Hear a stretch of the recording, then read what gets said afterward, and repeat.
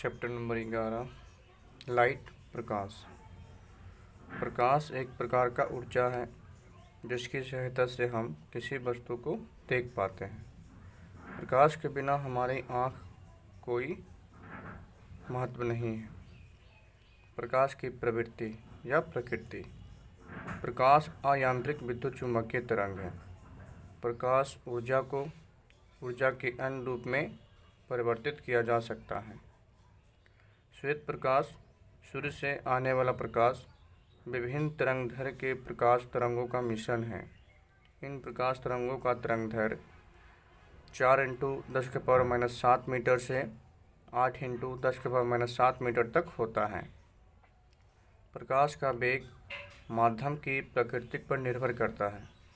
प्रकाश का सर्वाधिक वेग शून्य निर्वात में होता है। निर्वात में प्रकाश का वेग जो है 3×10⁸ मीटर पर सेकेंड होता है। अन्य सभी माध्यमों में प्रकाश का वेग निर्वात से कम होता है।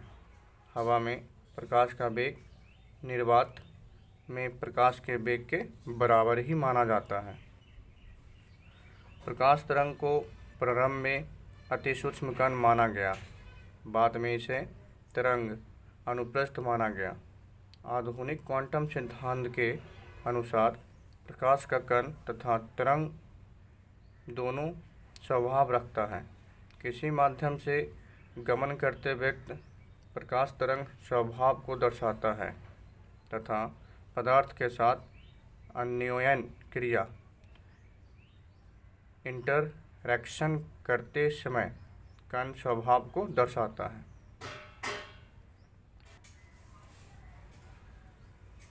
प्रकाश से संबंधित प्रमुख परिभाषित शब्द।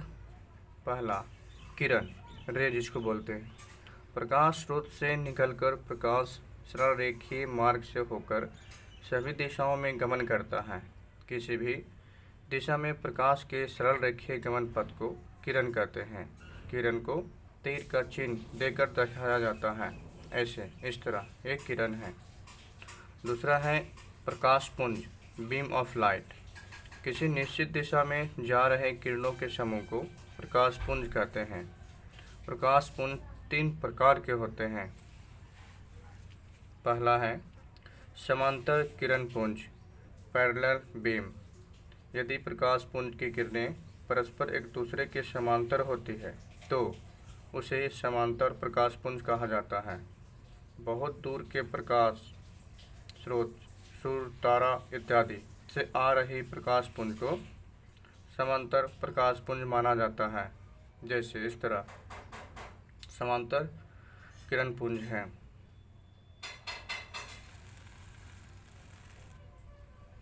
दूसरा है संसरित अभिसारी किरण पुंज, कॉन्वर्जेंट बीम। जब प्रकाश पुंज आगे बढ़ने पर एक बिंदु पर मिलती है तब इसे संतरित या अभिसारी किरण पुंज कहते हैं। इस तरह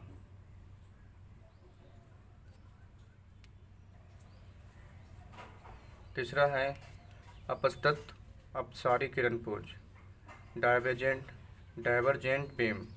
यदि प्रकाश पुंज की किरणें किसी बिंदु से निकलकर बढ़ने के साथ फैल जाती है तब इसे अपसतत या अपसारी किरण पुंज कहते हैं। इस तरह कहता है कि पारदर्शी पदार्थ, ट्रांसपोजेंट मैटर, वे पदार्थ जिनसे होकर प्रकाश आसानी से पार कर जाता है पारदर्शी कहलाता है। जैसे कांच, पानी, हवा आदि। छठा है कि परभासी पदार्थ, ट्रांसलूसेंट, जिस पदार्थ से होकर प्रकाश का बहुत कम भाग ही आर पार जा सके परभासी पदार्थ कहलाता है। पाँचवा है, जैसे उदाहरण है घिसा हुआ कांच, तेल लगा हुआ कागज, रक्त, दूध आदि। पाँचवा है अपारदर्शी पदार्थ, ऑपक्यू मैटर, जिनसे होकर प्रकाश आर पार नहीं जा सके अपारदर्शी पदार्थ कहलाता है। जैसे उदाहरण है लकड़ी, लोहा, पत्थर, अलकतरा आदि, जिसको अलकतरा बोल सकते हैं।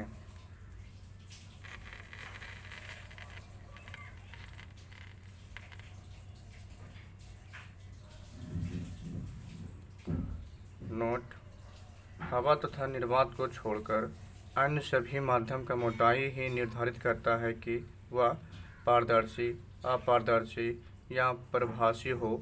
जैसे कांच का पतला भाग पारदर्शी होता है, कुछ और मोटा कांच प्रभासी होता है, जबकि बहुत मोटा कांच अपारदर्शी होता है। प्रदीप्ति वस्तु लुमिनस बॉडी: यदि वस्तु प्रकाश का उत्सर्जन स्वयं करती है, जो उसे प्रदीप्त कहा जाता है, जैसे सूर्य, तारा, जलता बल्ब इत्यादि।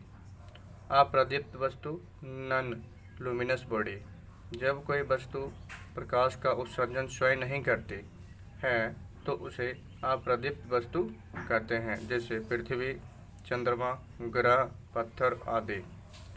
प्रकाशिकी ऑप्टिक्स जिसको बोलते हैं, भौतिकी की वह शाखा जिसमें प्रकाश के गुण, प्रकृति तथा प्रतिबिंब के बनाने का अध्ययन किया जाता है, उसे प्रकाशिकी कहा जाता है। प्रकाश का प्रवर्तन रिफ्लेक्शन ऑफ लाइट: किसी माध्यम से चलते हुए प्रकाश जब किसी दूसरे माध्यम के सतह से टकराती है तो प्रकाश का कुछ भाग पहले माध्यम में वापस लौट जाता है। यह क्रिया प्रकाश का परिवर्तन कहलाता है। प्रकाश जिस माध्यम के सतह से टकराकर वापस लौटता है उसे परावर्तक सतह कहते हैं। परावर्तक सतह के प्रकृति के अनुसार परावर्तन दो तरह से हो सकता है।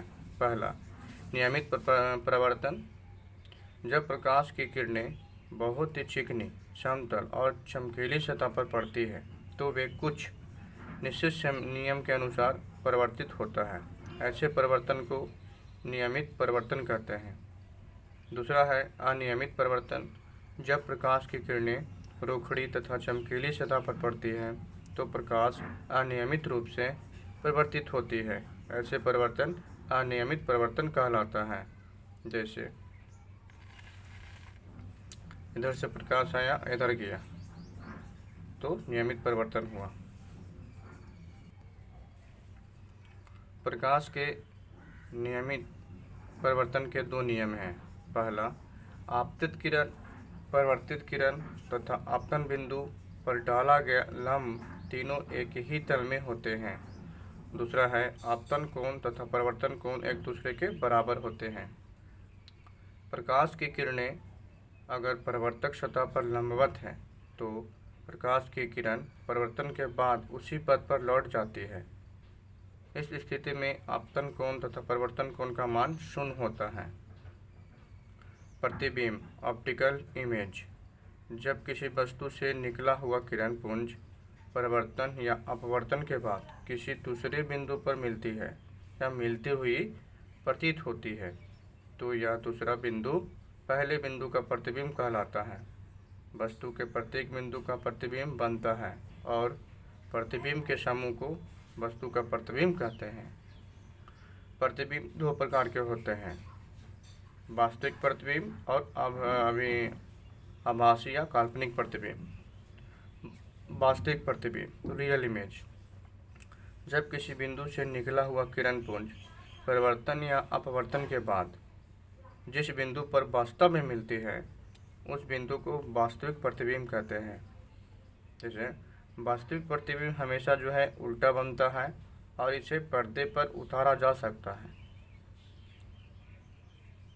दूसरा है आभासी या काल्पनिक प्रतिबिंब वर्चुअल इमेज: जब किसी बिंदु से निकला हुआ किरण पुंज परिवर्तन या अपवर्तन के बाद जिस बिंदु पर मिलती हुई प्रतीत होती है उस बिंदु को आभासी प्रतिबिंब या काल्पनिक प्रतिबिंब कहते हैं।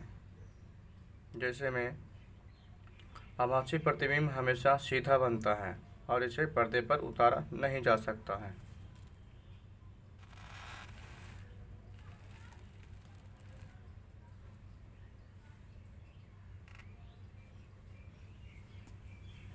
समतल दर्पण द्वारा बना प्रतिबिंब की विशेषताएं। समतल दर्पण द्वारा बना प्रतिबिंब आभासी वस्तु के आकार के बराबर तथा वस्तु के अपेक्षा सीधा बनता है। वस्तु का प्रतिबिंब दर्पण के पीछे बनता है।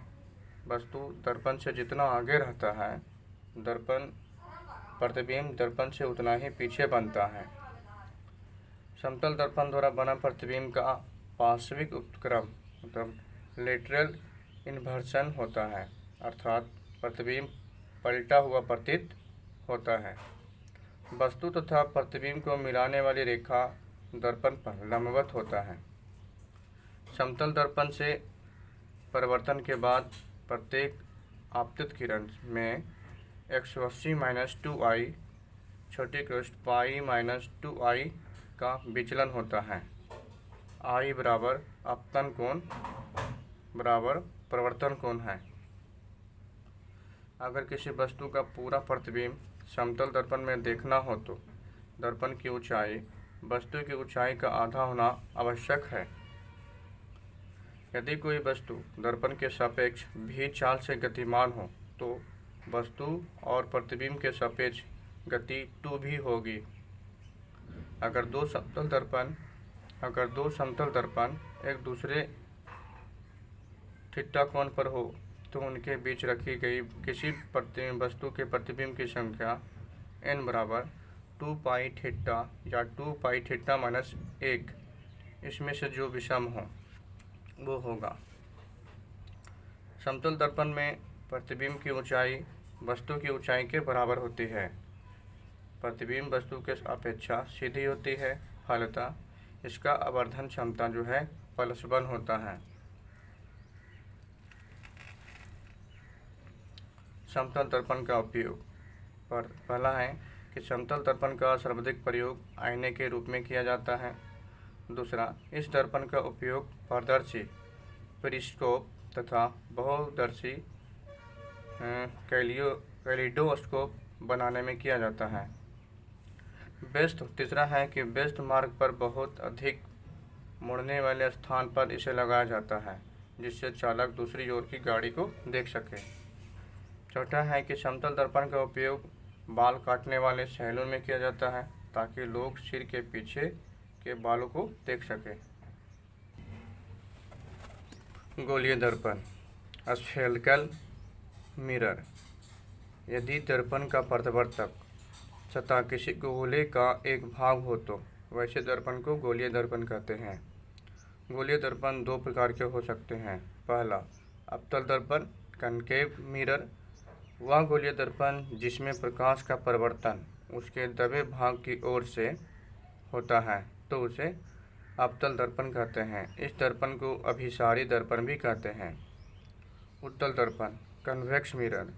उत्तल दर्पण वह गोलीय दर्पण है जिसमें प्रकाश का परावर्तन उसके उभरे भाग से होता है। इस दर्पण को अपसारी दर्पण भी कहते हैं। जैसे इस तरह बाहर की ओर है तो ये अवतल दर्पण हुआ, ये अंदर की ओर है ये तो उत्तल दर्पण हुआ।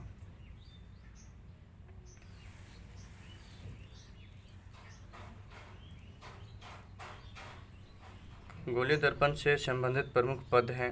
पहला, ध्रुव मतलब पोल। गोलीय दर्पण के परावर्तक सतह के मध्य बिंदु को ध्रुव कहते हैं। इसे P अक्षर से दर्शाया जाता है। दूसरा है वक्रता केंद्र सेंटर ऑफ कर्वेचर। जिस खोखले गोले को काटकर दर्पण बनाया जाता है उसे खोखले गोले के केंद्र को वक्रता केंद्र कहते हैं। तीसरा है मुख्य अक्ष प्रिंसिपल एक्सिस। दर्पण के ध्रुव एवं वक्रता केंद्र से होकर जाने वाली रेखा को मुख्य अक्ष कहते हैं। मुख्य अक्ष दर्पण के सतह पर लंब होती है और दर्पण के मध्य बिंदु से होकर गुजरती है। छठा है वक्रता त्रिज्या रेडियस ऑफ कर्वेचर। ध्रुव और वक्रता केंद्र के बीच दूरी को वक्रता त्रिज्या कहते हैं। पांचवा है द्वारक एपर्चर। दर्पण के परावर्तक सतह के क्षेत्र को उसका द्वारक कहते हैं। इसका मान गोलीय दर्पण के घेरे द्वारा या उसके वक्रता केंद्र पर बने ठोस कोण या घेरे के व्यास से ज्ञात किया जा सकता है। छठा है मुख्य फोकस, प्रिंसिपल फोकस।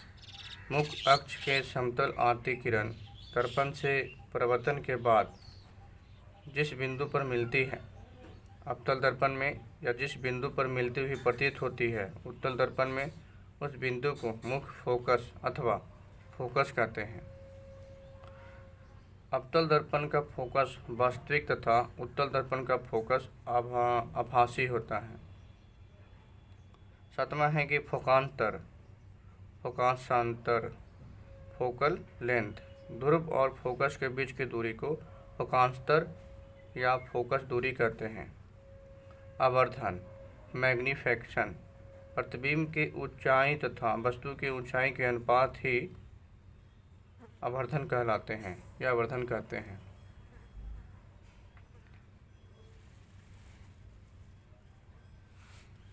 तो आवर्धन बराबर होता है प्रतिबिंब की ऊंचाई बटा वस्तु की ऊंचाई, या प्रतिबिंब का क्षेत्रफल बटा वस्तु का क्षेत्रफल, या अंडर रूट प्रतिबिंब का क्षेत्रफल बटा बिंब का क्षेत्रफल। कहता है विभिन्न स्थितियों में अवतल दर्पण द्वारा प्रतिबिंब बनना। पहला है स्थिति फर्स्ट, जब वस्तु अवतल दर्पण के फोकस और ध्रुव के बीच स्थित हो। इस स्थिति में वस्तु का प्रतिबिंब अवतल दर्पण के पीछे बनता है। यह प्रतिबिंब काल्पनिक, सीधा तथा वस्तु से बड़ा होता है। स्थिति दूसरा, जब वस्तु अवतल दर्पण के फोकस पर हो। इस स्थिति में वस्तु का प्रतिबिंब अनंत मतलब बहुत दूर पर बनता है। यह प्रतिबिंब वास्तविक, उल्टा तथा वस्तु के तुलना में बहुत बड़ा बनता है। स्थिति तीसरा, जब वस्तु अवतल दर्पण के वक्रता केंद्र और फोकस के बीच हो। इस स्थिति में वस्तु का प्रतिबिंब वक्रता केंद्र और अनंत के बीच बनता है। यह प्रतिबिंब वास्तविक, उल्टा तथा वस्तु से बड़ा होता है। स्थिति चौथा, जब वस्तु अवतल दर्पण के वक्रता केंद्र हो। इस स्थिति में वस्तु का प्रतिबिंब वक्रता केंद्र पर ही बनता है। यह प्रतिबिंब वास्तविक, उल्टा तथा वस्तु के बराबर होता है। स्थिति पाँचवा, जब वस्तु अवतल दर्पण के वक्रता केंद्र और अनंत के बीच हो। तो इस स्थिति में वस्तु का प्रतिबिंब वक्रता केंद्र और फोकस के बीच बनता है। यह प्रतिबिंब वास्तविक, उल्टा और छोटा और वस्तु से छोटा होता है। स्थिति छठा कहता है कि जब वस्तु अनंत मतलब बहुत दूर पर हो। तो इस स्थिति में प्रतिबिंब फोकस पर बनता है और यह प्रतिबिंब जो है वास्तविक, उल्टा तथा वस्तु के तुलना में बहुत छोटा होता है। स्थिति सातवां कहता है कि जब वस्तु ध्रुव पर हो। इस स्थिति में प्रतिबिंब ध्रुव पर ही बनता है। यह प्रतिबिंब आभासी, सीधा तथा वस्तु के बराबर होता है। विभिन्न स्थितियों में उत्तल दर्पण द्वारा प्रतिबिंब बनना। पता है उत्तल दर्पण में वस्तु को कहीं पर भी रखने पर प्रतिबिंब हमेशा सीधा, आभासी और वस्तु से छोटा बनता है। प्रतिबिंब सदा दर्पण के पीछे ही बनता है। कहता है स्थिति फर्स्ट, जब वस्तु उत्तल दर्पण के ध्रुव पर हो। तो इस स्थिति में प्रतिबिंब ध्रुव पर ही बनता है और प्रतिबिंब आभासी, सीधा एवं वस्तु के बराबर होता है। स्थिति दूसरा जब कहता है कि जब वस्तु उत्तल दर्पण के ध्रुव तथा अनंत के बीच हो। तो इस स्थिति में प्रतिबिंब दर्पण के पीछे ध्रुव तथा फोकस के बीच बनता है और प्रतिबिंब आभासी, सीधा तथा वस्तु से छोटा होता है।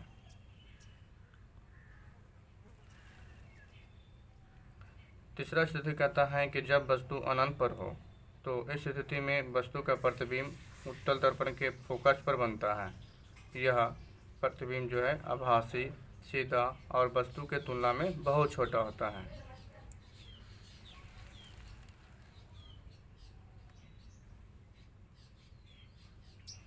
कहता है अवतल दर्पण का उपयोग।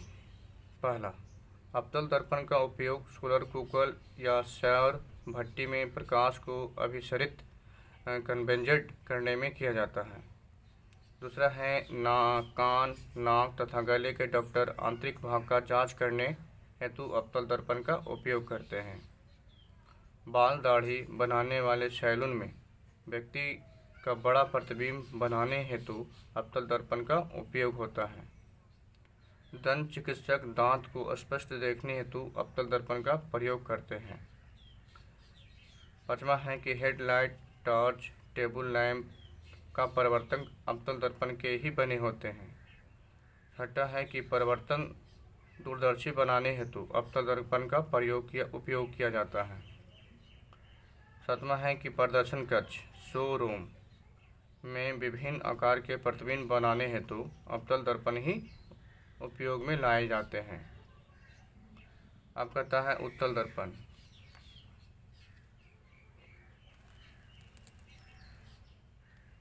उत्तल दर्पण का उपयोग करता है। पहला, उत्तल दर्पण का दृष्टि क्षेत्र, फील्ड ऑफ विजन, काफ़ी विस्तृत होता है।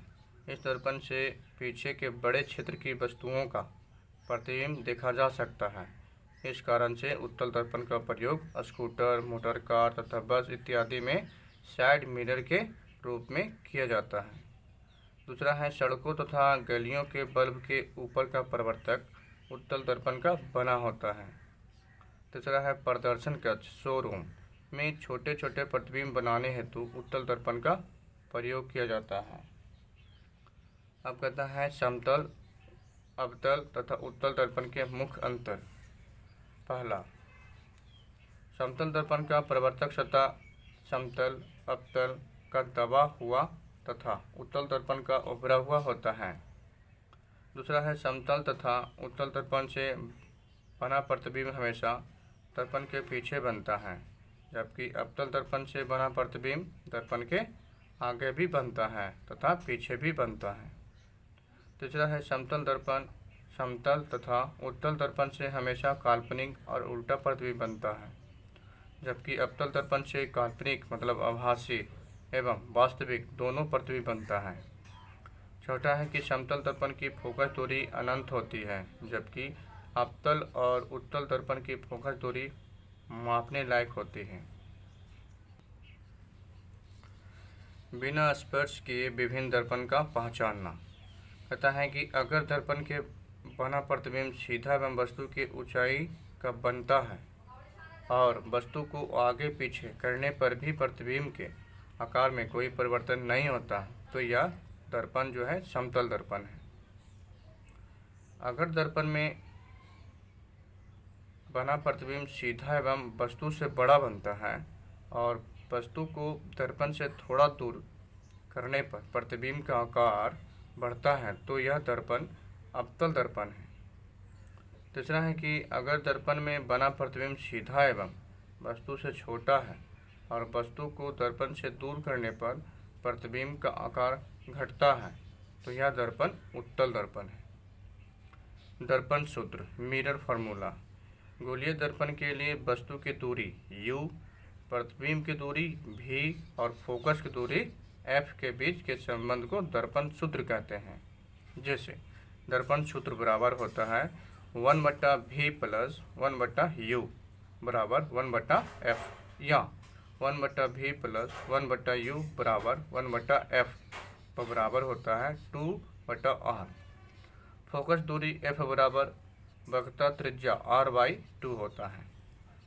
गोलीय दर्पण द्वारा आवर्धन है कि m बराबर -v/u होता है।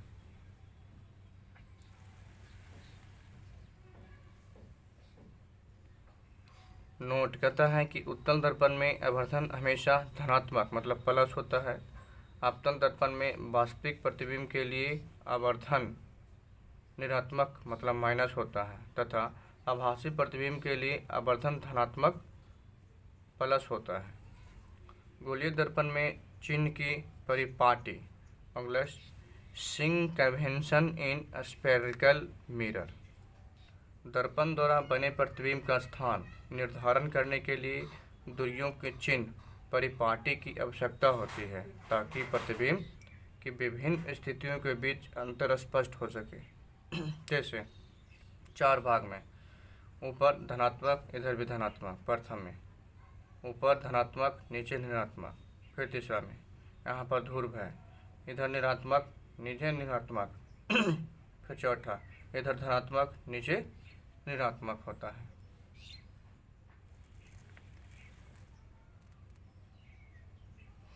कहता है कि अवतल दर्पण की वक्रता त्रिज्या r तथा फोकस दूरी f ऋणात्मक होता है और उत्तल दर्पण की वक्रता त्रिज्या मतलब r तथा फोकस दूरी f धनात्मक होता है।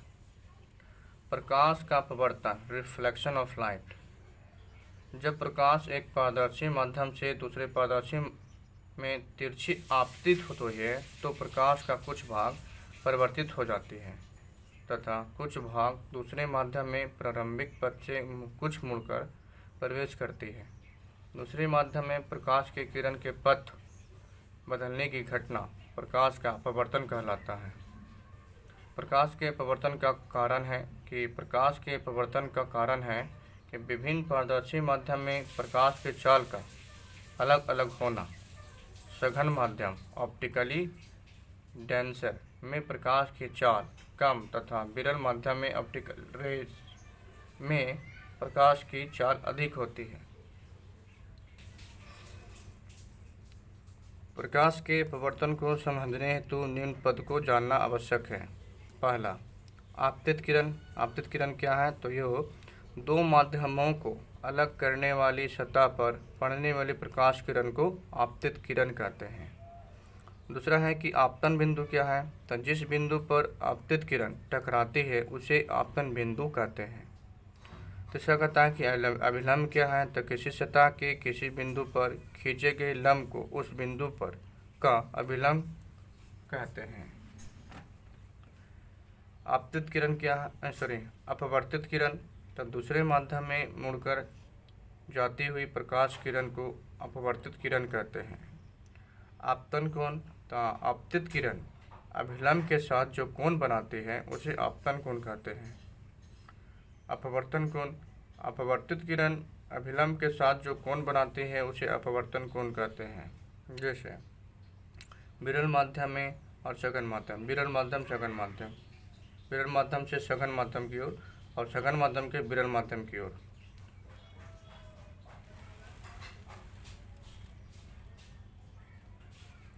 जब प्रकाश एक माध्यम से दूसरे माध्यम में जाता है तो पहला, प्रकाश की किरण विरल माध्यम से सघन माध्यम में जाने पर अभिलंब की ओर मुड़ जाती है। दूसरा है कि प्रकाश की किरण सघन माध्यम से विरल माध्यम में जाने पर अभिलंब से दूर हट जाती है। तीसरा कहता है कि जब कोई प्रकाश की किरण दो माध्यमों को अलग करने वाली सतह पर लंबवत पड़ती है तो वह बिना मुड़े अर्थात बिना अपवर्तन के सीधे निकल जाती है। अपवर्तन के नियम। अपवर्तन के दो नियम हैं। पहला है कि आपतित किरण आपतन बिंदु पर अभिलंब तथा अपवर्तित किरण एक ही समतल में होते हैं। दूसरा है कि किन्हीं दो माध्यम और प्रकाश के किसी विशेष रंग के लिए आपतन कोण की ज्वाएं मतलब साइन और अपवर्तन कोण की ज्वाएं साइन का अनुपात एक नियतांक कांस्टेंट होता है। यदि आपतन कोण I तथा परिवर्तन कोण R हो तो साइन I बटा साइन R बराबर कांस्टेंट होगा। इस नियतांक कांस्टेंट की माध्यम 2 का माध्यम 1 के सापेक्ष अपवर्तनांक भी कहते हैं। इस नियम को पहली बार स्नेल ने निकाला था, इसलिए इसे स्नेल का नियम भी कहते हैं।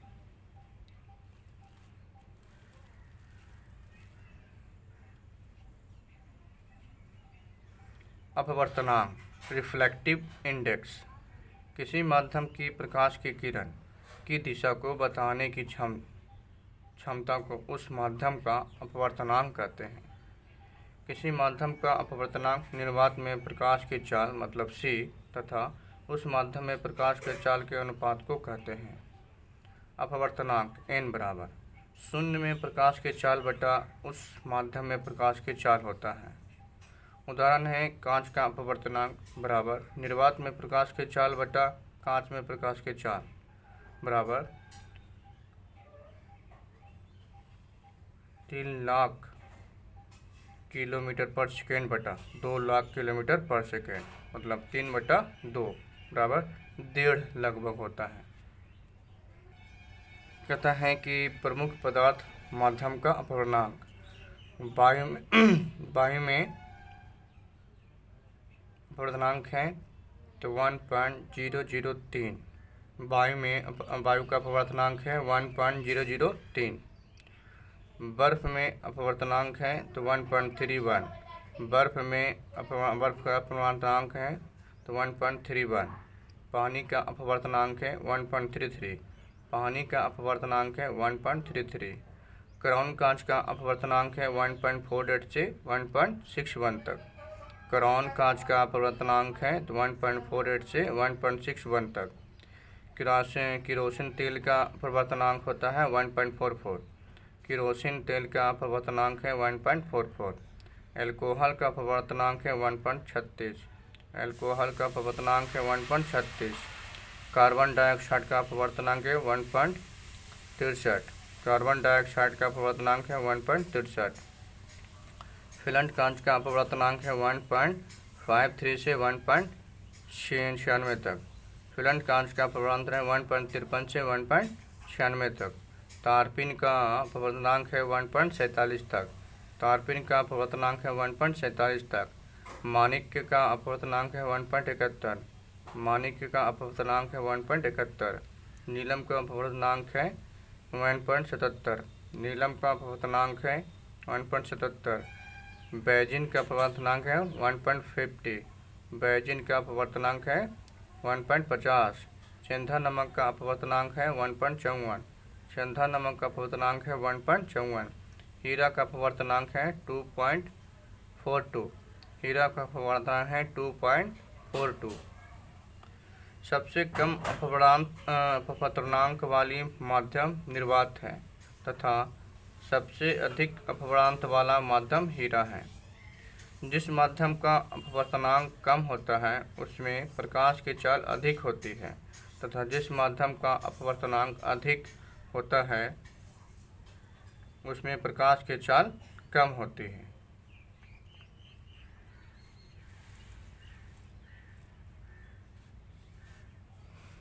प्रकाश के अपवर्तन के कारण होने वाली प्रमुख घटना। पहला, पानी के सतह पर रखी छड़ मुड़ा हुआ प्रतीत होता है अपवर्तन के कारण। दूसरा, पानी से भरी बाल्टी की गहराई कम प्रतीत होती है अपवर्तन के कारण।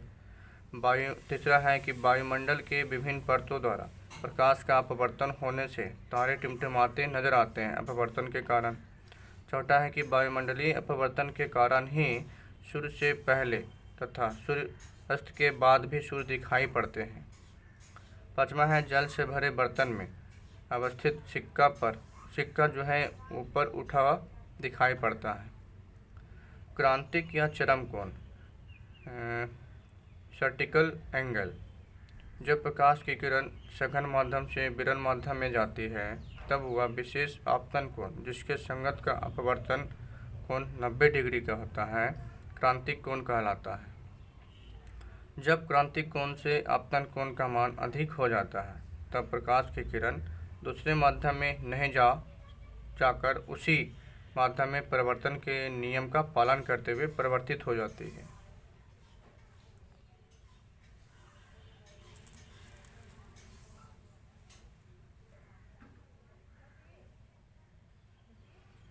कहता है पूर्ण आंतरिक परिवर्तन, टोटल इंटरनल रिफ्लेक्शन। जब प्रकाश की किरण सघन माध्यम से विरल माध्यम में जाती है और आपतन कोण का मान क्रांतिक कोण से अधिक होता है तब प्रकाश की किरण का दूसरे माध्यम में अपवर्तन नहीं होता है और प्रकाश की किरण उसी माध्यम में प्रकाश के परिवर्तन के नियम का पालन करते हुए लौट आती है। इस घटना को पूर्ण आंतरिक परिवर्तन कहते हैं। पूर्ण आंतरिक परिवर्तन के घटना हेतु निम्न शर्तें का होना आवश्यक है, अनिवार्य है। जैसे पहला, प्रकाश की किरण सघन माध्यम से विरल माध्यम में जाना चाहिए। दूसरा, जिस विरल माध्यम में प्रकाश जा रही हो उस विरल माध्यम के लिए सघन माध्यम का अपवर्तन कोण क्रांतिक कोण से अधिक होना चाहिए। पूर्ण आंतरिक परिवर्तन तथा परिवर्तन में अंतर। पूर्ण आंतरिक परिवर्तन। पहला, प्रकाश किरण सघन माध्यम से विरल माध्यम की ओर जाना चाहिए। दूसरा, आपतन कोण क्रांति कोण से बड़ा होता है। तीसरा, यहाँ पर किरण का अपवर्तन या अवशोषण नहीं होता है। चौथा, यह बहुत अधिक तीक्ष्ण मतलब इंटेंस होती है। पाँचवा, इसमें जो है आपतित किरण पूर्णता लौट आती है। अपवर्तन प्रवर्तन में फर्स्ट है कि प्रकाश किरण किसी एक माध्यम से दूसरे माध्यम में जाना चाहिए। दूसरा, आपतन कोण का मान कुछ भी हो सकता है। तीसरा, यहाँ पर किरण का अपवर्तनांक एवं अवशोषण संभव है। चौथा, यह कम तीक्ष्ण होती है। पाँचवा, इसमें जो है आपतित किरण अशांत ही लौटती है। कहता है कि क्रांतिक कोण तथा अपवर्तनांक के बीच संबंध n बराबर 1/sin c या sin c बराबर 1/n। n जहाँ अपवर्तनांक है और c क्रांतिक कोण होता है। जिस माध्यम का अपवर्तनांक अपेक्षाकृत अधिक होता है उस माध्यम के लिए क्रांतिक कोण का मान कम होता है, तथा जिस माध्यम का अपवर्तनांक अपेक्षाकृत कम होता है उस माध्यम के लिए क्रांतिक कोण का मान अधिक होता है। उदाहरण है कि एक माध्यम का क्रांतिक कोण 60 डिग्री है तो उस माध्यम का अपवर्तनांक क्या होगा? तो n बराबर 1/sin c, n बराबर 1/sin 60, तो n बराबर 1/√3 बटा 2 बराबर 2/√3 बराबर 1.155 होता है।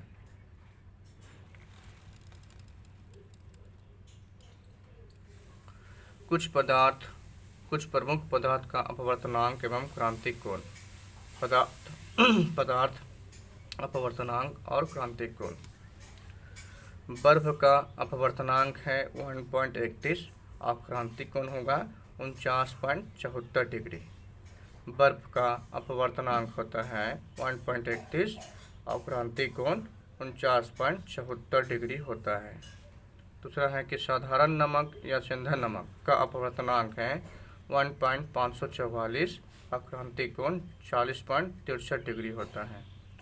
साधारण नमक या सिंधु नमक का अपवर्तनांक है 1.544 और क्रांतिक कोण 40.63 डिग्री होता है। तीसरा है कि हीरा का अपवर्तनांक है 4.417 या 2.42। क्रांतिक कोण होता है 24.44 डिग्री। हीरा का अपवर्तनांक होता है 2.417 या 2.42 होता है। क्रांतिक कोण 24.44 डिग्री होता है। 24.44 डिग्री होता है। कांच मतलब पहला क्राउन कांच का अपवर्तनांक होता है 1.52 और क्रांतिक कोण होता है 41.14 डिग्री। क्राउन कांच का क्रांतिक कोण होता है 41.14 डिग्री। क्राउन कांच का अपवर्तनांक होता है 1.52, क्रांतिक कोण 41.14 डिग्री होता है। फिलेंट कांच का अपवर्तनांक होता है 1.65 और क्रांतिक कोण 37.10 डिग्री होता है। फिलेंट कांच का अपवर्तनांक जो होता है 1.65 और क्रांतिक कोण 37.3 डिग्री होता है। पानी का अपवर्तनांक होता है 1.333, क्रांतिक कोण 48.6 डिग्री होता है।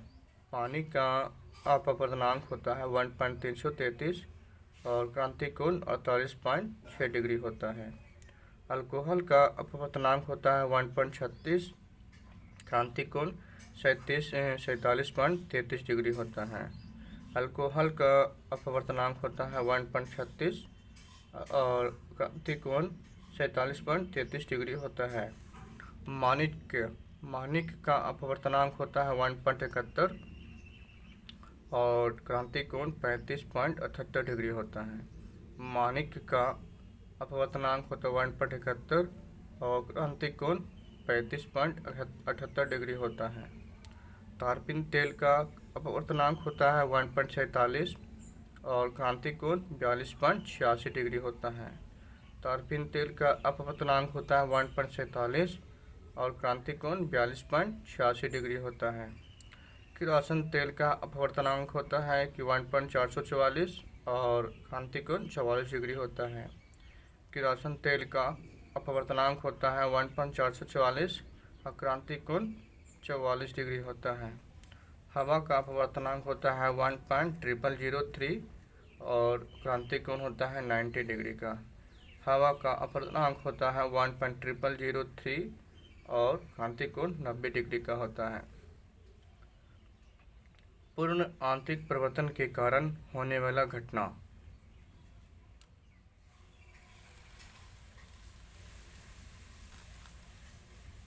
प्रथम कहता है पढ़ा कि पूर्ण आंतरिक परिवर्तन के कारण तेज गर्मी वाले दिन में मरीचिका दिखाई पड़ता है।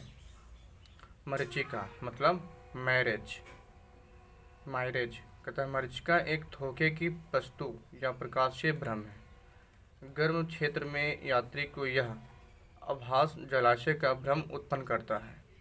दूसरा है कि पूर्ण आंतरिक परिवर्तन के कारण तेज धूप में समस्त चिकनी सड़क झिलमिलाते दिखाई पड़ता है और लगता है कि सड़क भींगा हुआ है। तीसरा है कि ठंडे क्षेत्र में पूर्ण आंतरिक परिवर्तन के कारण दूसरे से आता जहाज उठता हुआ दिखाई पड़ता है। यह भी एक प्रकार का दृष्टि भ्रम है, मरीचिका है। इस दृष्टि भ्रम को लूमिंग कहते हैं। चौथा है कि पूर्ण आंतरिक परिवर्तन के कारण तराशा हुआ हीरा चमकीला दिखाई देता है और बिना तराशा हुआ हीरा पूर्ण आंतरिक परिवर्तन नहीं कर पाता है। लेंस जो है पारदर्शक पदार्थ का वह टुकड़ा है जो दो निश्चित ज्यामितीय सतह से घिरा होता है। लेंस शब्द की उत्पत्ति लैटिन शब्द लेंटिन से हुई है। लेंस का आकार हमारे देश में होने वाले मसूर दाल के दाने की तरह होता है।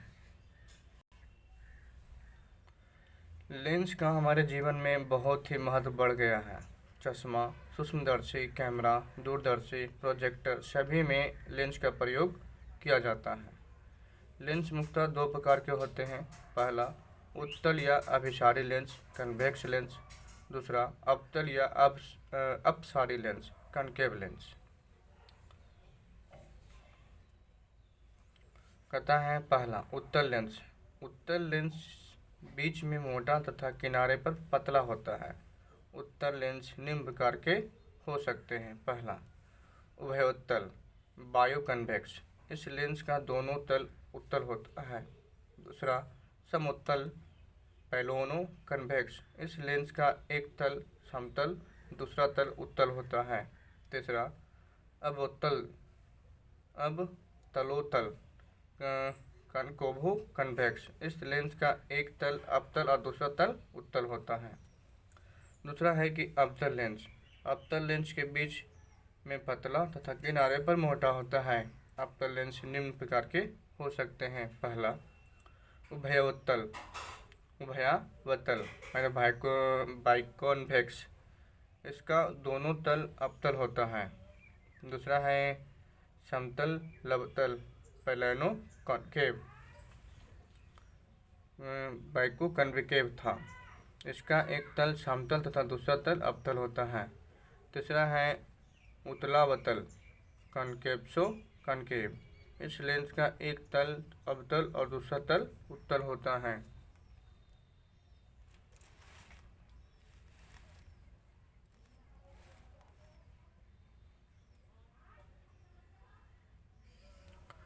लेंस से संबंधित प्रमुख पद।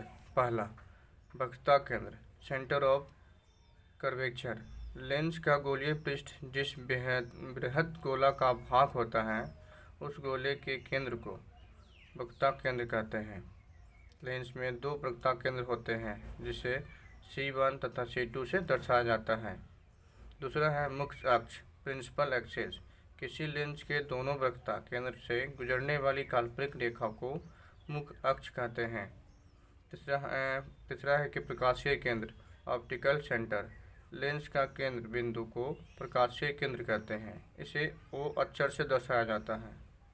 प्रकाशीय केंद्र से गुजरने वाली किरणें बिना विचलन के निर्गत हो जाती है। चौथा है मुख्य फोकस। फोकस जिसको कहते हैं, मुख्य फोकस के समांतर आने वाली किरणें लेंस द्वारा अपवर्तन के बाद मुख्य अक्ष के जिस बिंदु पर मिलती है उत्तल लेंस में, या जिस बिंदु पर मिलती हुई प्रतीत होती है अवतल लेंस में, उस बिंदु को मुख्य फोकस कहते हैं। लेंस में दो फोकस होता है जिसे f1 तथा f2 द्वारा दर्शाया जाता है। पांचवा है कि फोकांतर या फोकस दूरी, फोकल लेंथ। प्रकाशीय केंद्र और फोकस के बीच की दूरी को फोकस दूरी कहते हैं। इसे f द्वारा दर्शाया जाता है। छठा है द्वारक, अपर्चर। किसी गोलीय लेंस की वृत्ताकार भाग का प्रभावी व्यास उस गोलीय लेंस का द्वारक कहलाता है।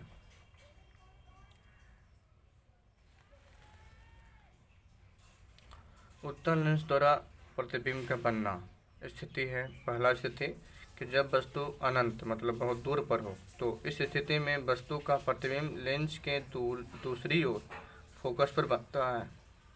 यह प्रतिबिंब वास्तविक, उल्टा तथा वस्तु के तुलना में बहुत छोटा होता है। स्थिति दूसरा, जब वस्तु लेंस तथा फोकस दूरी के बीच हो, तो इस स्थिति में प्रतिबिंब लेंस के उसी ओर बनता है जिस ओर वस्तु होता है। यह प्रतिबिंब काल्पनिक, सीधा तथा वस्तु से बड़ा होता है। स्थिति तीसरा में कहता है कि जब वस्तु फोकस पर हो, इस स्थिति में वस्तु का प्रतिबिंब लेंस के दूसरी ओर अनंत पर बनता है। यह प्रतिबिंब जो है वस्तु वास्तविक, उल्टा तथा वस्तु से बहुत बड़ा होता है। स्थिति चौथा कहता है कि जब वस्तु f1 तथा 2f1 के बीच स्थित हो, तो इस स्थिति में प्रतिबिंब जो है 2f2 तथा अनंत के बीच बनता है। यह प्रतिबिंब वास्तविक, उल्टा तथा वस्तु से बड़ा होता है। पांचवा स्थिति में कहता है कि जब वस्तु 2f1 पर स्थित हो, इस स्थिति में वस्तु का प्रतिबिंब 2f2 पर बनता है। यह प्रतिबिंब वास्तविक, उल्टा तथा वस्तु के बराबर होता है। स्थिति छठा में कहता है कि जब वस्तु 2f1 तथा अनंत के बीच हो, तो इस स्थिति में प्रतिबिंब 2f2 तथा 2f2 के बीच बनता है। यह प्रतिबिंब वास्तविक, उल्टा तथा वस्तु से छोटा होता है। अवतल लेंस द्वारा प्रतिबिंब का बनना। अवतल लेंस द्वारा किसी वस्तु का हमेशा आभासी प्रतिबिंब ही बनता है, चाहे वस्तु किसी भी स्थिति में पर क्यों न रखी जाए। प्रथम स्थिति में जब वस्तु लेंस तथा अनंत के बीच हो, तो इस स्थिति में प्रतिबिंब लेंस तथा f2 के बीच बनता है। यह प्रतिबिंब आभासी, सीधा तथा वस्तु से छोटा होता है। दूसरा स्थिति है कि जब वस्तु अनंत पर हो, तो इस स्थिति में वस्तु का प्रतिबिंब f2 पर बनता है। यह प्रतिबिंब आभासी, सीधा तथा वस्तु के तुलना में बहुत छोटा होता है। लेंस सूत्र। लेंस के लिए बहुत दूरी, वस्तु दूरी u, प्रतिबिंब दूरी v तथा फोकस दूरी f के बीच संबंध एक सूत्र द्वारा बताया जाता है, जिसे लेंस सूत्र कहते हैं। जैसे लेंस सूत्र में 1/v माइनस 1/u बराबर 1/f लेंस सूत्र है। तो लेंस द्वारा आवर्धन मतलब m बराबर प्लस v/u होता है। m का मान धनात्मक होने पर प्रतिबिंब आभासी होगा तथा m का मान ऋणात्मक होने पर प्रतिबिंब वास्तविक होगा। जैसे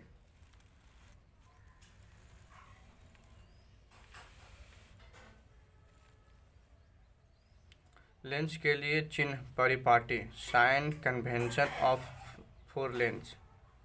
प्रथम में है कि प्लस प्लस टोटल मतलब धनात्मक होगा, पॉजिटिव होगा।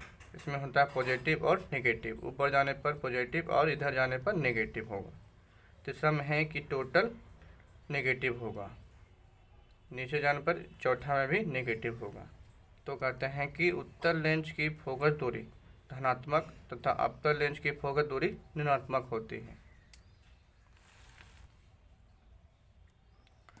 लेंस में गोलीय विस्थापन, स्फेरिकल एब्रेशन इन लेंस। मुख्य अक्ष के समांतर आने वाली किरण लेंस द्वारा अपवर्तन के बाद फोकस से होकर गुजरती है, लेकिन जब मुख्य अक्ष के समांतर आने वाली किरण लेंस द्वारा अपवर्तन के बाद फोकस से होकर नहीं गुजरती है, तो इस दोष को गोलीय विस्थापन कहते हैं। बिना स्पर्श किए लेंस का पहचान करना। पहला पॉइंट कहता है कि लेंस को बारी बार से पुस्तक के एक पृष्ठ के समीप लाने पर, पहला कि यदि पृष्ठ में छपे अक्षर को लेंस से देखने पर अक्षर बड़ा दिखाई पड़े तो यह लेंस उत्तल होगा। दूसरा, यदि पृष्ठ में छपे अक्षर को लेंस से देखने पर अक्षर अपने वास्तविक आकार का दिखे तो वह लेंस नहीं है, वह एक कांच का टुकड़ा होगा। तीसरा है, यदि पृष्ठ में छपे अक्षर को लेंस से देखने पर अक्षर छोटा दिखाई पड़े तो यह अवतल लेंस होगा।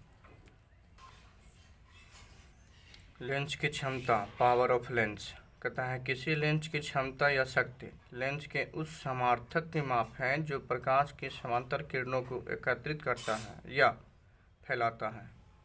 अधिक फोकस दूरी का लेंस प्रकाश के समांतर किरणों को कम एकत्रित करता है या फैलाता है, जबकि कम फोकस दूरी वाला लेंस प्रकाश के समानांतर किरणों का अधिक एकत्रित करती है या फैलाती है। किसी लेंस की क्षमता उस लेंस के फोकस दूरी के व्युत्क्रम द्वारा व्यक्त की जाती है, तब P बराबर 1/f होता है।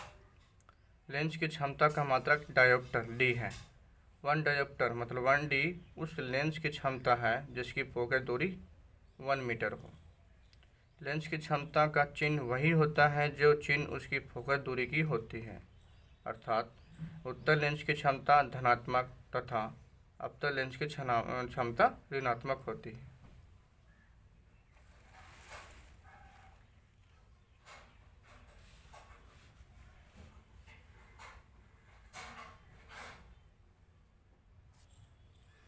कहता है लेंसों की संयोजन शक्ति।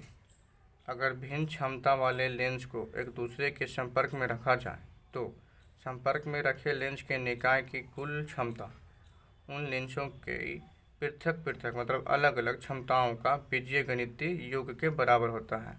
जैसे उदाहरण है प्रथम कि 4 लेंस जिनकी क्षमता क्रमशः +2D, -3D, +4.5D, -0.5D है, इन्हीं एक दूसरे के संपर्क में रखा जा गया है। इस लेंस की संयोजकता क्षमता क्या होगी? तो पूरे लेंस निकाय का संयोजन शक्ति बराबर +2D plus -3D plus 4.5 degree 4.5D plus -0.5D सभी को जोड़ेंगे तो +3D आएगा।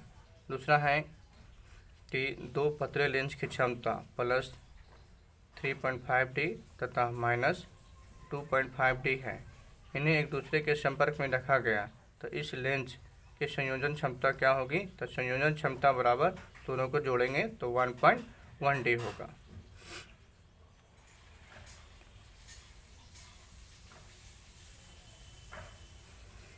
संयुक्त प्रकाश, कंपोजिटिक लाइट।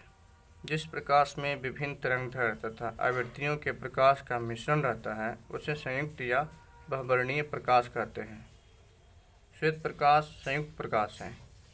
जिस प्रकाश में केवल एक रंग का प्रकाश होता है उसे एक वर्णीय प्रकाश मोनोक्रोमिक लाइट कहते हैं। जैसे पीला रंग का प्रकाश हरा रंग का प्रकाश है।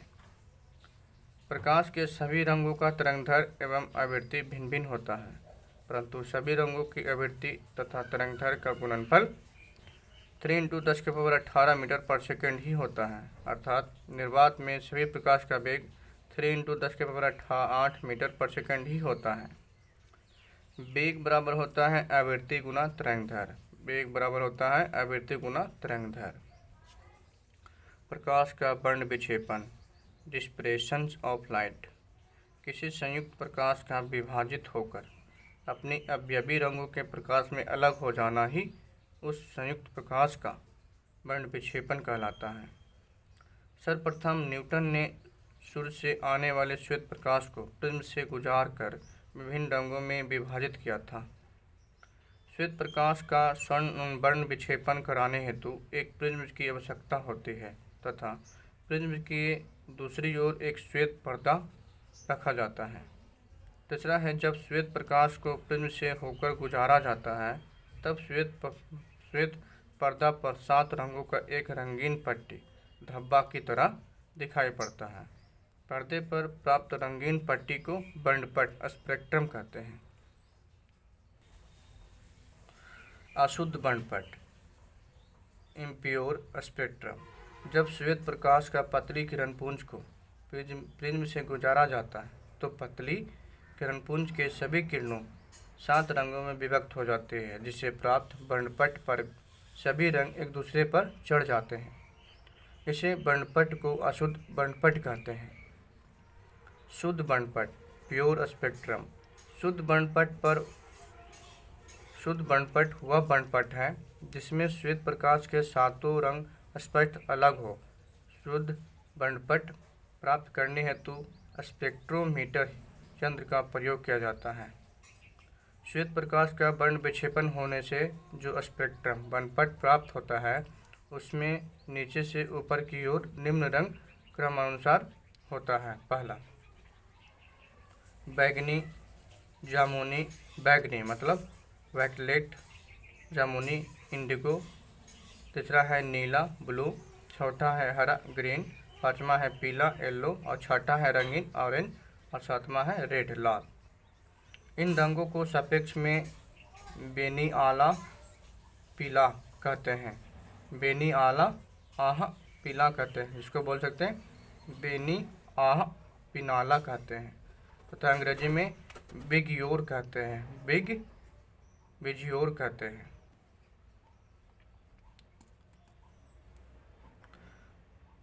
कुछ लोग इंडिगो को नीला तथा ब्लू को आसमानी भी बोलते हैं। कुछ विद्वान इंडिगो और ब्लू के बदले मात्र एक रंग ब्लू का भी प्रयोग करते हैं और 7 रंग के जगह 6 रंग का प्रयोग कहते हैं। किसी भी प्रकार का रंग का निर्धारण उसके तरंगधर से होता है।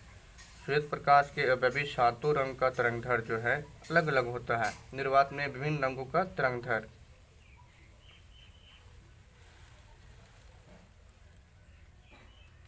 कतः बैगनी, जामुनी, नीला, हरा, पीला, नारंगी और लाल।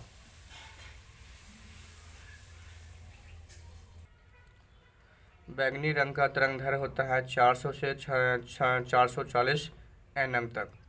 बैगनी रंग का तरंगधर होता है 400 से 440 nm तक। जामुनी रंग का तरंगधर होता है 440 से 460 nm तक। जामुनी रंग का तरंगधर होता है 440 से 460 nm तक। नीला रंग का तरंगधर होता है 460 से 500 nm तक। नीला रंग का तरंगधर होता है 460 से 500 nm तक। हरा रंग का तरंगधर होता है 500 से 550 nm तक। हरा रंग का तरंगधर होता है 500 से 550 nm तक। पीला रंग का तरंगधर होता है 550 से 600 nm तक। पीला रंग का तरंगधर होता है 550 से 600 nm तक। नारंगी का तरंगधर होता है 600 से 650 nm तक। नारंगी का तरंगधर होता है 600 से 650 nm तक। और लाल रंग का तरंगधर होता है 650 से 700 nm तक।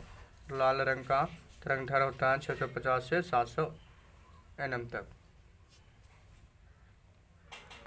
हम लोगों को आँख भी विभिन्न, जैसे 1 nm बराबर 10 - 9 मीटर का होता है, 10 से 9 मीटर का होता है।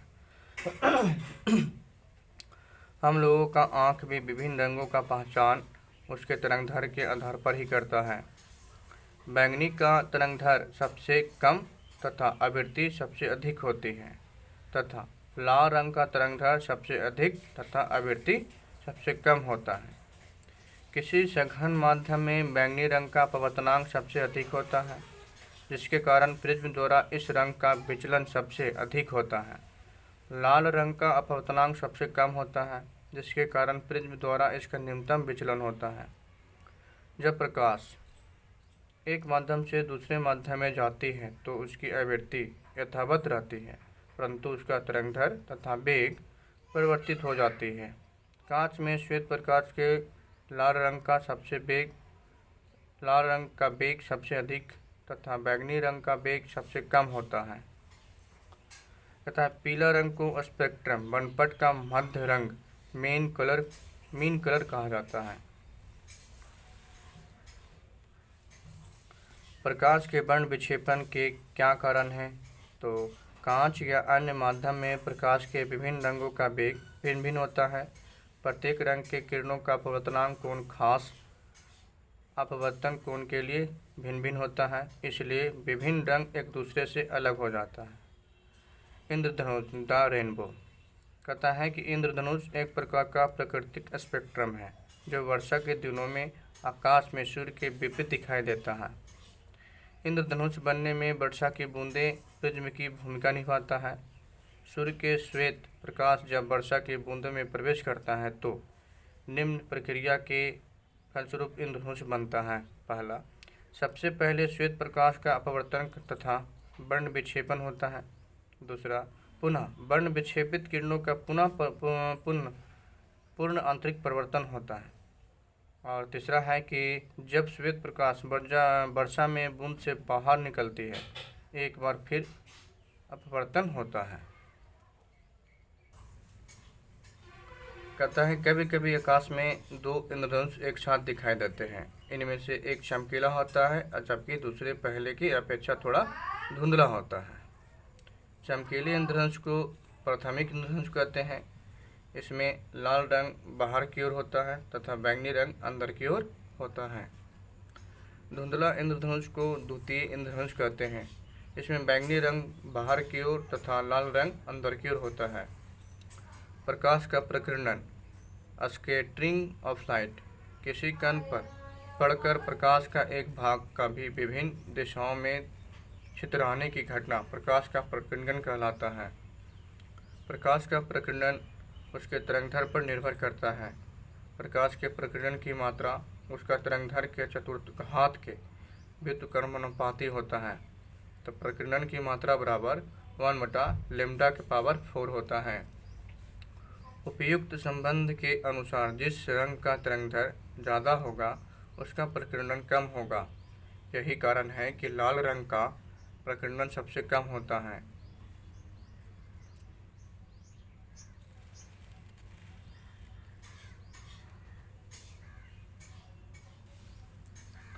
प्रकाश के प्रकीर्णन के कारण हमें निम्न परिघटना देखने को मिलता है। पहला, आकाश का रंग दिन के समय नीला दिखाई पड़ता है। दूसरा, अंतरिक्ष से आकाश को देखने पर वह नीला ना दिखाई देकर काला दिखाई देता है, क्योंकि अंतरिक्ष में वायुमंडल की अनुपस्थिति के कारण प्रकीर्णन नहीं हो पाता है। तीसरा है कि सूर्योदय तथा सूर्यास्त के समय सूर्य लाल दिखाई पड़ता है। चौथा है कि दोपहर के समय सूर्य अपने वास्तविक रंग में दिखाई पड़ता है, क्योंकि दोपहर के समय सूर्य के प्रकाश का प्रकीर्णन बहुत कम होता है। पाँचवा है कि खतरे का संकेत लाल रंग होते हैं, क्योंकि लाल रंग का तरंगदैर्घ्य सर्वाधिक होने के कारण इसका प्रकीर्णन कम होगा और यह ज़्यादा दूर तक दिखाई देगा। छठा है कि अणुओं द्वारा प्रकाश का प्रकीर्णन का अध्ययन सर्वप्रथम भारतीय वैज्ञानिक सीवी रमन द्वारा किया गया था। इस कार्य हेतु उन्हें 1930 ईस्वी में नोबेल पुरस्कार से सम्मानित किया गया था।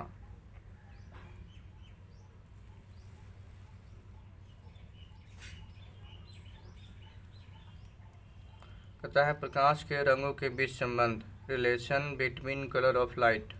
प्रकाश के लाल, हरा तथा नीला रंग को प्राथमिक रंग या मूल रंग कहा जाता है, क्योंकि इन तीनों रंगों से प्रकाश के अन्य रंग सभी रंगों को प्राप्त किया जा सकता है। 3 प्राथमिक रंग लाल प्लस हरा प्लस नीला मिलाकर श्वेत प्रकाश मतलब सूर्य प्रकाश जैसे बनते हैं। प्राथमिक रंग आपस में मिलकर निम्न रंग के प्रकाश उत्पन्न करते हैं, जैसे लाल प्लस नीला मैजेंटा रंग बना देगा, नीला प्लस हरा तो असियान मतलब क्यान रंग बना देगा, लाल प्लस हरा तो पीला बना देगा। मैजेंटा श्यान तथा पीला रंग के प्रकाश को प्रकाश का द्वितीयक रंग भी कहते हैं। प्रकाश का द्वितीयक रंग प्रकाश के प्राथमिक रंग के साथ मिलकर श्वेत प्रकाश उत्पन्न करते हैं, जो निम्न है। नीला प्लस पीला तो श्वेत, हरा प्लस मैजेंटा तो श्वेत, लाल प्लस रसायन तो श्वेत। जिन दो रंगों के प्रकाश से श्वेत प्रकाश उत्पन्न होता है, उन दोनों रंगों के प्रकाश को एक दूसरे का संपूरक या पूरक रंग कंप्लीमेंट्री कलर कहते हैं। अर्थात पहला, नीला का पूरक रंग पीला है या पीला का पूरक रंग नीला है। दूसरा है, हरा का पूरक रंग मैजेंटा है या मैजेंटा का पूरक रंग हरा है। तीसरा है, लाल का पूरक रंग श्यान है या श्यान का पूरक रंग लाल है। वस्तु का रंग।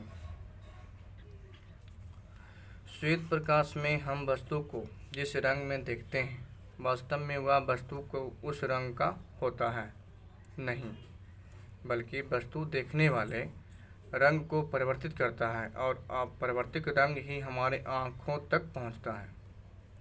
लाल गुलाब श्वेत प्रकाश में लाल दिखता है। इसका कारण है, लाल गुलाब श्वेत प्रकाश के अन्य 6 रंगों को अवशोषित कर सिर्फ लाल रंग को ही परिवर्तित करता है। जब वस्तु अपने ऊपर आपतित होने वाले सभी प्रकाश परिवर्तित कर दे तो वह श्वेत पर दिखाई देता है, तथा वस्तु अपने ऊपर आपतित होने वाले सभी प्रकाश अवशोषित कर ले तो वह काला दिखाई देगा। लाल रंग की वस्तु सिर्फ श्वेत या लाल प्रकाश में ही लाल रंग में दिखेगा। अन्य किसी रंग के प्रकाश में वह काला दिखाई देगा, क्योंकि अन्य सभी रंगों के प्रकाश को वह पूर्णतः अवशोषित कर लेगा। कहता है, श्वेत मतलब उजला रंग की वस्तु श्वेत प्रकाश के श्वेत रंग का दिखाई देगा। अन्य सभी रंग के प्रकाश में श्वेत वस्तु उसी रंग में दिखेगा जो रंग प्रकाश का है। क्योंकि श्वेत रंग की वस्तु सभी रंग के प्रकाश को परिवर्तित करता है।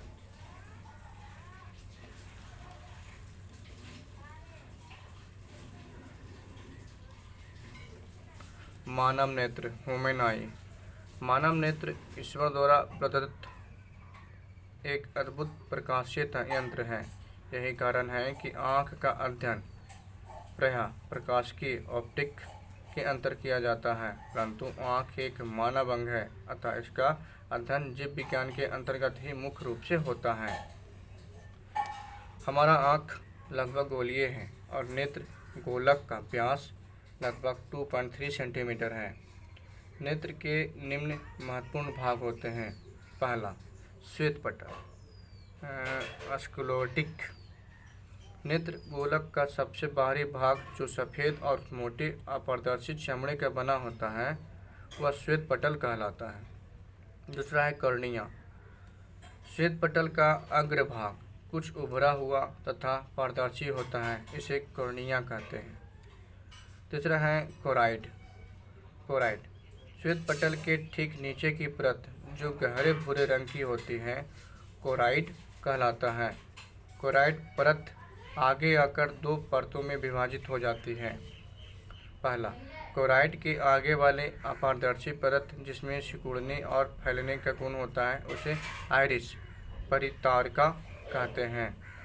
दूसरा है, आइरिस के ठीक पीछे के भाग को सिलियरिस मांसपेशियाँ कहलाता है। इसी मांसपेशी के द्वारा नेत्र लेंस जुड़ा होता है। छठा है कि पुप्पी। आइरिस के बीच में एक छोटा छिद्र होता है जिसे पुतली कहते हैं। पाँचवा है नेत्र लेंस, आई लेंस। मानव का नेत्र लेंस लगभग उत्तल होता है। यह लेंस प्रोटीन का बना होता है। छठा कहता है दृष्टिपटल, रेटिना जिसको कहते हैं। नेत्र का सबसे भीतरी परत दृष्टिपटल कहलाता है। रेटिना में तांत्रिक ऑप्टिक नर्वस होता है जिसका संबंध मस्तिष्क से होता है। सातवां है जलीय द्रव एक्विस ह्यूमर। आँख के कॉर्निया तथा लेंस के बीच जो द्रव भरा होता है उसे जलीय द्रव कहते हैं। कचाव द्रव विक्टेनस ह्यूमरस हुमआवस। नेत्र लेंस और रेटिना के बीच जो द्रव भरा होता है उसे कचाव द्रव कहते हैं। देखने की क्रियाविधि। प्रकाश जब किसी वस्तु पर पड़ती है तो प्रकाश उस वस्तु से परिवर्तित होकर आँख के कॉर्निया और जलीय द्रव से होते हुए नेत्र लेंस पर पड़ता है। नेत्र लेंस उस वस्तु का वास्तविक और उल्टा प्रतिबिंब रेटिना पर बनाता है। रेटिना पर जब प्रतिबिंब बनने की संवेदना उत्पन्न होती है तो यह संवेदना विद्युत सिग्नल में परिणत हो जाता है। यह विद्युत सिग्नल रेटिना से जुड़े ऑप्टिक नर्वस द्वारा मस्तिष्क तक पहुंचता है। मस्तिष्क विद्युत सिग्नल का व्याख्या करता है और इसी व्याख्या के अनुरूप हम वस्तु को देख पाते हैं। आँख में जाने वाला प्रकाश की मात्रा का नियंत्रण आइरिस द्वारा होता है।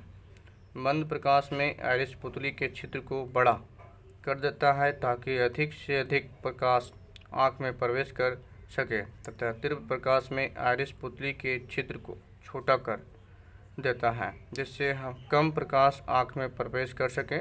यही कारण है कि एकाएक तीव्र प्रकाश में जाने पर कुछ देर तक कुछ दिखाई नहीं देता है। समायोजन एक्कोमोडेशन। सिलियसी मांसपेशी नेत्र लेंस का फोकस दूरी को बदलते रहते हैं ताकि पूरी स्पष्ट प्रतिबिंब रेटिना पर बन सके। इसी गुण को समायोजना कहते हैं। अंध बिंदु ब्लाइंड स्पॉट वह स्थान जहां ऑप्टिक नर्वस रेटिना को छिद्रित कर मस्तिष्क में जाती है अंध बिंदु कहलाता है। अंध बिंदु प्रकाश के लिए संवेदनशील नहीं। अगर रेटिना के अंध बिंदु पर किसी वस्तु का प्रतिबिंब बनता है तो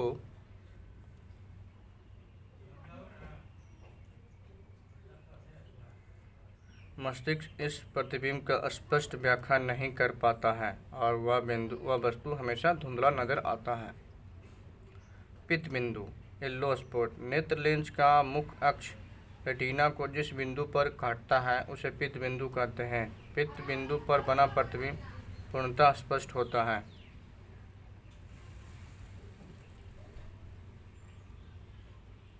आँख का निकट बिंदु और दूर बिंदु बिना चश्मे की मदद से एवं बिना किसी तनाव के कम से कम जितनी कम दूरी की वस्तु को आँख स्पष्ट देख सकता है उस दूरी को आँख का निकट बिंदु कहते हैं। समान आँख के लिए यह दूरी 25 सेंटीमीटर होती है परंतु बच्चा 25 सेंटीमीटर से कम दूरी पर रखी वस्तु को स्पष्ट देख सकता है। 25 सेंटीमीटर को स्पष्ट दृष्टि की न्यूनतम दूरी कहते हैं। बिना चश्मे की मदद से एवं बिना किसी तनाव के अधिक से अधिक जितनी दूरी तक की वस्तु को आँख स्पष्ट देख सकती है उस दूरी को आँख का दूर बिंदु कहते हैं। सामान्य व्यक्ति के यह दूरी अनंत होती है।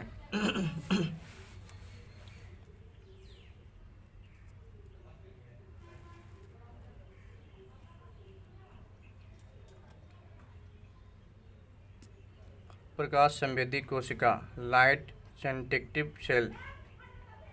रेटिना पर दो प्रकार के प्रकाश संवेदी कोशिका होती है। दंड रड्स तथा शंकु कोन्स कोशिका होती है। शंकु जो है कोशिका तीव्र प्रकाश के प्रति संवेदनशील है जबकि मंद प्रकाश में यह कोशिका सक्रिय नहीं होता है। तीव्र प्रकाश में आँख शंकु कोशिका की मदद से ही देखता है। प्रकाश के रंग की पहचान भी शंकु कोशिका द्वारा होता है। विभिन्न रंगों की पहचान हेतु अलग अलग प्रकार के शंकु कोशिका होती है। मक्खी के रेटिना में पराबैंगनी रंग के पहचानने के लिए भी शंकु कोशिका होती है जिससे मक्खी पराबैंगनी रंग का भी पहचान कर सकता है परंतु मनुष्य में यह शंकु कोशिका नहीं होता है। दंड कोशिका मंद प्रकाश के प्रति संवेदनशील होता है। तीव्र प्रकाश के लिए बहुत कम। मंद प्रकाश में हम किसी भी वस्तु को दंड कोशिका की मदद से ही देखते हैं। प्रकाश, मंद प्रकाश में हम वस्तु की पहचान कर लेते हैं, परंतु उनके रंगों की पहचान नहीं कर पाते हैं। इसका कारण यह है कि मंद प्रकाश में रंगों की पहचान करने वाला शंकु कोशिका सक्रिय नहीं रहता है। दृष्टि निर्बंध, परसिस्टेंस ऑफ विजन। जब आँख किसी वस्तु को देखता है तो उसका प्रतिबिंब रेटिना पर बनता है। वस्तु को आँख के सामने से हटा लेने पर 1/10 सेकंड तक उस वस्तु को देखने की संवेदना रेटिना पर रहती है, जिसे दृष्टि निर्बंध कहते हैं। दृष्टि निर्बंध के कारण ही जलते हुए गोले को तेजी से घुमाया जा सकता है, तो वह जलते हुए वलय के रूप में दिखाई देता है। चलचित्र, फिल्म की भी दृष्टि निर्बंध सिद्धांत पर बनाया जाता है। चलचित्र में वास्तव में किसी चीज़ के चलने का आभास अस्थायी चित्रों की एक श्रृंखला से होती है। ऐसे श्रृंखला में प्रत्येक चित्र आने वाले चित्र से लगभग सटा रहता है। चलचित्र कैमरे द्वारा खींचे गए चित्रों में दृश्यों के क्रम को किसी पर्दे पर 24 प्रतिबिंब प्रति सेकंड या इससे भी अधिक दर से प्रक्षेपित किया जाता है और व्यक्ति को प्रतीत का क्रमागत प्रवाह एक दूसरे से मिला प्रतीत होता है। आँख से संबंधित प्रमुख रोग, डिफेक्ट ऑफ विजन।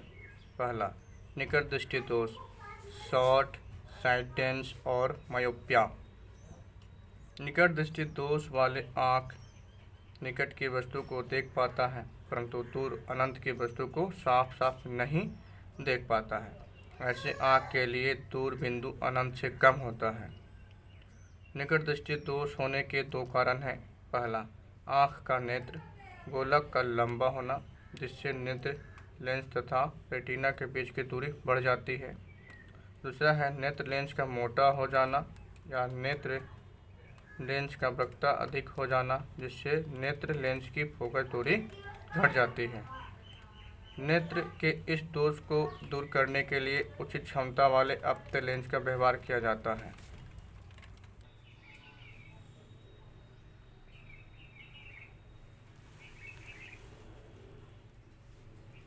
दूसरा है दूरदृष्टि दोष, लॉन्ग सिग्निफिकेंस ऑफ हाइपरमेट्रोपिया। दूरदृष्टि दोष वाला आँख दूर अनंत की वस्तु को साफ साफ देख सकता है, परंतु नज़दीक 25 सेंटीमीटर की वस्तु को साफ साफ नहीं देख पाता है। ऐसे आँख के लिए निकट बिंदु 25 सेंटीमीटर से अधिक होता है। दूरदृष्टि दोष होने के कारण है, पहला, आँख का नेत्र गोलक का छोटा हो जाना। दूसरा, नेत्र लेंस की फोकस दूरी बढ़ जाना।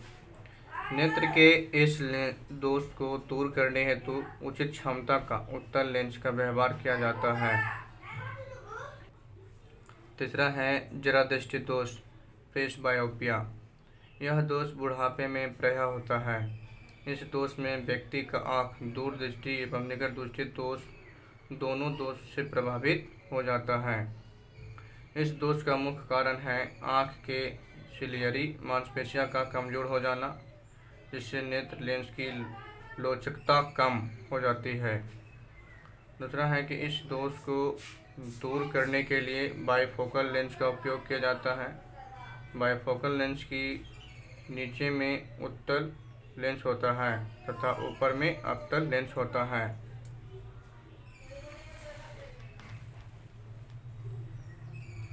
चौथा है अबिंदुक्तता, अस्टिग्मैटिज्म।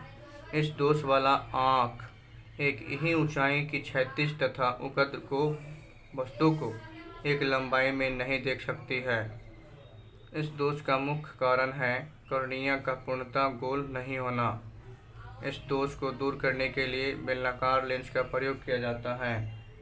नोट: उपयुक्त आँख के चारों दोष को दूर करने के लिए आजकल कॉन्टैक्ट लेंस का भी इस्तेमाल किया जा रहा है। मोतियाबिंद, कैटरैक्ट। अधिक आयु के व्यक्ति का नेत्र लेंस दूधिया तथा धुंधला हो जाता है, जिससे व्यक्ति को अंशतः या पूर्णतः दिखाई नहीं पड़ता है। इसी स्थिति को मोतियाबिंद कहा जाता है। शल्य चिकित्सा। सर्जरी द्वारा मोतियाबिंद का सफल एवं सुरक्षित उपचार संभव है। छठा है बंडधानता, कलर ब्लाइंडनेस। नेत्र के रेटिना में अगर लाल एवं हरे रंग की पहचान करने वाला शंकु कोशिका नहीं होता है तो ऐसे नेत्र का लाल एवं हरे रंग का पहचान नहीं कर पाता है। नेत्र के इस दोष को बंडधानता कहते हैं। नेत्र में यह दोष एक प्रकार के जीन के आधार पर होता है और इसका उपचार संभव नहीं है। प्रख्यात वैज्ञानिक एवं प्रथम परमाणु मॉडल देने वाले जॉन डाल्टन भी बंडधानता से पीड़ित थे। इस रोग को डाल्टोनिज्म भी कहा जाता है।